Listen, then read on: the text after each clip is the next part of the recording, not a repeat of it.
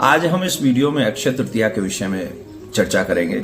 और अक्षय तृतीया, जिस तिथि का नाम ही है अक्षय, अक्षय का मतलब होता है कभी भी नष्ट न होने वाला।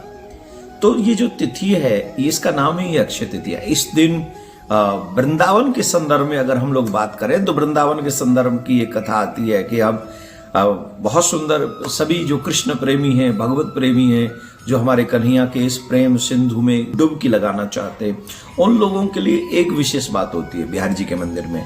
जानते हैं क्या? वो ये है कि इस दिन बिहारी जी के चरण का दर्शन होता।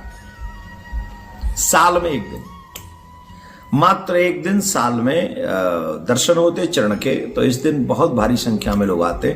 मैं आपको एक एडवाइस भी करूंगा कि छोटे बच्चे और बुजुर्गों के साथ आप बिहारी जी मंदिर न जाएं, क्योंकि आजकल बहुत बहुत बहुत ज्यादा भीड़ होती है।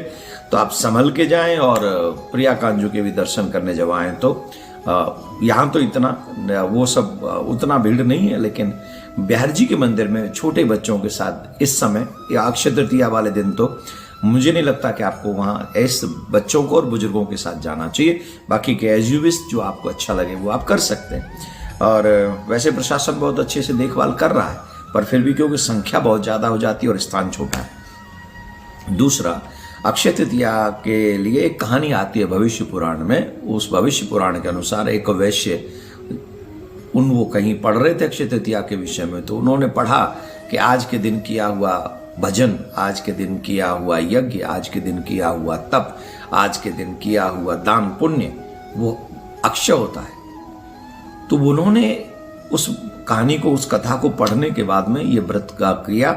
अक्षय तृतीया पे उन्होंने गंगा स्नान किया। गंगा स्नान करने के बाद वेदज्ञ ब्राह्मणों को, भजनानंदी ब्राह्मणों को, गायत्री जाप करने वाले ब्राह्मणों को बुलाया और ब्राह्मणों को बुलाकर उन्होंने अन्न इत्यादि, भोजन इत्यादि उनको दान दिया, दक्षिणा इत्यादि, वस्त्र इत्यादि दान किए और जब तक जीवित रहे वो दान करते रहे। फिर भविष्य पुराण की कथा अनुसार ऐसा आता है कि वही वैसे अगले जन्म में एक राजा बने आकर, और वहां भी उनका वो सद्व्यवहार ठीक रहा, फिर उनका कल्याण हुआ।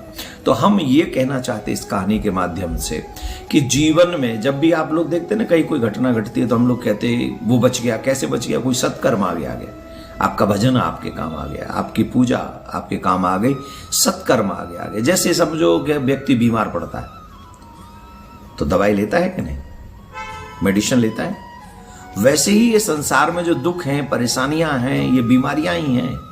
नाना प्रकार से हमें डैमेज होना ही पड़ता है, लेकिन हमारे कहीं वक्त में कभी भजन काम आता है, कभी पूजा, कभी सेवा, कभी दान, ये सब काम आता है और मनुष्य जीवन भी इसी से सफल होता है। तो अक्षय तृतीया पे आप अवश्य कोई आध्यात्मिक नदी हो, गंगा, जमुना, नर्मदा, कावेरी, वहां जाके आप स्नान करें और उसके बाद में जो भी हो सके आप सभी ब्राह्मण इत्यादि को भोजन कराकर जो भी अच्छा से अच्छा भजन, पूजा, पाठ, यज्ञ करना चाहें करें।